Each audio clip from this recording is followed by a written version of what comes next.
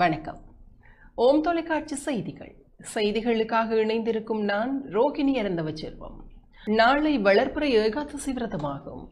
நாளை வெள்ளிக்கிழமை வளர்பிறை ஏகாதசி விரதமாகும். விஷ்ணு ஆலயங்களில் விசேட அபிஷேகம் பூஜைகள் நடைபெறும். இந்த ஏகாதசி விரதம் தொடர்பில் சர்வதேச இந்து மத குறிப்பீடாதிபதி மகாராஜ ராஜகுரு ஐயப்பதாச சாமசிவ சிவாச்சாரியார் விளக்கமளித்தார்.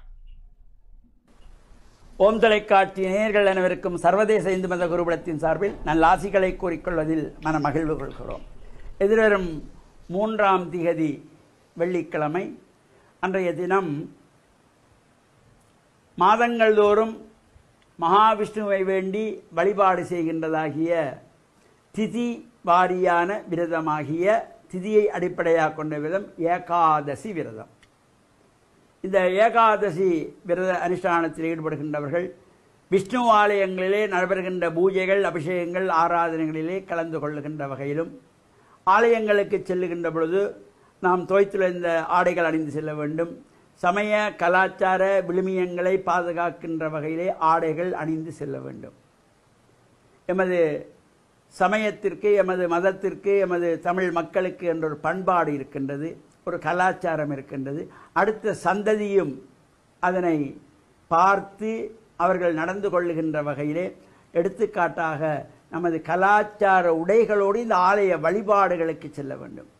அங்கே விஷ்ணு ஆலயங்களிலே இந்த துளசி தீர்த்தம் பிரசாதமாக கொடுத்துக் கொள்வார்கள்.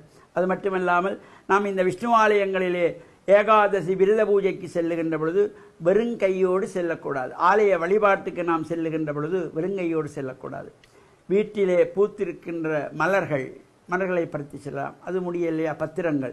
இப்போ ஏகாதசியிலே மகாவிஷ்ணுவுக்கு பிரீதியான துளசி பத்திரம் அர்ச்சனைக்கு கொண்டு சென்று கொடுக்கலாம். ஆனால் ஏகாதசி நாளில் அதனை பறிக்கக்கூடாது. மரத்திலிருந்து முதல் நாளே எடுத்து வைக்க வேண்டும், அல்லது அதிகாலையிலே சூரிய உதயத்துக்கு முன்பதாகவே இந்த துளசியிலே செடியிலே இருந்து பத்திரங்களை எடுத்து ஆலயங்களிலே சென்று பிரார்த்தனை செய்து வழிபாடுகள் செய்து இறையருளையும் பூரணமாக பெறுகின்ற வகையில் அமைந்திருப்பது.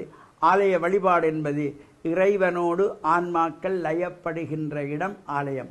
அங்கு செல்லுகின்ற பொழுது ஆள்பாதி ஆடை பாதி என்பார்கள். இவை நம்முடைய கலாச்சார உடைகளோடு ஆலய வழிபாடுகளிலே சென்று பிரார்த்தனை செய்து இறையருளை பெற வேண்டும். இது வளர்பிறை ஏகாதசி. இந்த ஏகாதசி வளர்பிறையிலும் ஏகாதசி வரும், தேய்பிறையிலும் ஏகாதசி வரும். வளர்பிறை என்பது அமாவாசை வருகின்ற 11வது நாள்.